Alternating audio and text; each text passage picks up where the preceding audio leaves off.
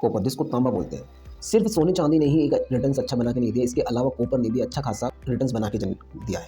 अगर मैं बात करूं नवंबर 2025 से लेकर दिसंबर 2025 के एंड तक लगभग 2 महीने के अंदर अंदर कॉपर ने 40% तक का रिटर्न जनरेट करके दिया है। ये कोई साधारण बात नहीं है, इसके पीछे कई बड़े कारण हैं। बिकॉज वो कॉपर की जिस तरह से डिमांड बढ़ रही है वो सप्लाई को मैच नहीं कर पा रही। डिमांड बढ़ने के भी कई कारण हैं, एज हम बात करेंगे आगे। फर्स्ट ऑफ ऑल कॉपर का प्रोड्यूस कहाँ से हो रहा है? As a mining.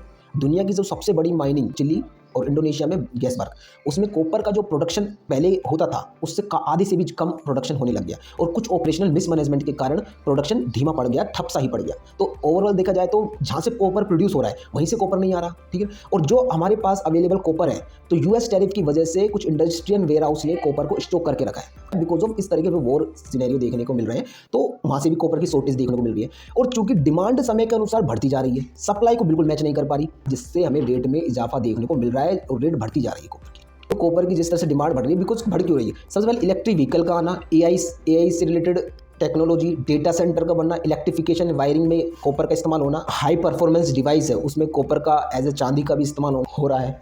तो ये सारी चीज़ें ओवरऑल जब एक साथ इकट्ठा हो रही हैं तो ओवरऑल कॉपर की मात्रा को बढ़ना एक हमें लगा शॉर्टेज हो रही है ना। बेसिकली शॉर्टेज होने के कारण कॉपर जो अवेलेबल कॉपर है उसकी डिमांड बढ़ रही है। अवेलेबल कॉपर है उसकी रेट में, उसकी प्राइस में इंक्रीमेंट हमें देखने को मिल रहा है। हमें चाहिए किसी भी तरह से ये एज ए अगर एआई के सेक्टर में हम बात करें तो उसमें जिस तरह से टेक्नोलॉजी अपग्रेड पे अपग्रेड होती जा रही है और उसमें जो रिक्वायरमेंट पड़ रहा है कॉपर, तो उसको फुलफिलमेंट करने के लिए एज ए कॉपर, चांदी, एज ए सिल्वर हमें रिक्वायरमेंट है ही है, बहुत ज़्यादा है। और ये आने वाले समय में बढ़ने वाली है। कुछ एक्सपर्ट्स के थ्रू अगर जैसे कि हम बात करें जेपी मॉर्गन एंड गोल्डमैन सैक्स के अनुसार वो 2026 को लेकर बुलिश है, ओवरऑल बुलिश के तौर पर है। बिकॉज ऑफ डिमांड इतनी तेजी से बढ़ रही है कॉपर की, वो सप्लाई को मैच नहीं कर पा रही।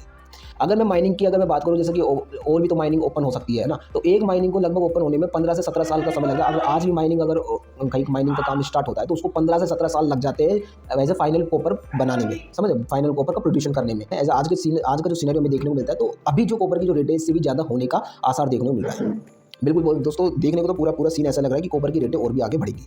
क्या हम कॉपर की जिस तरह से रेट बढ़ रही है उसका हम फ़ायदा उठा सकते हैं?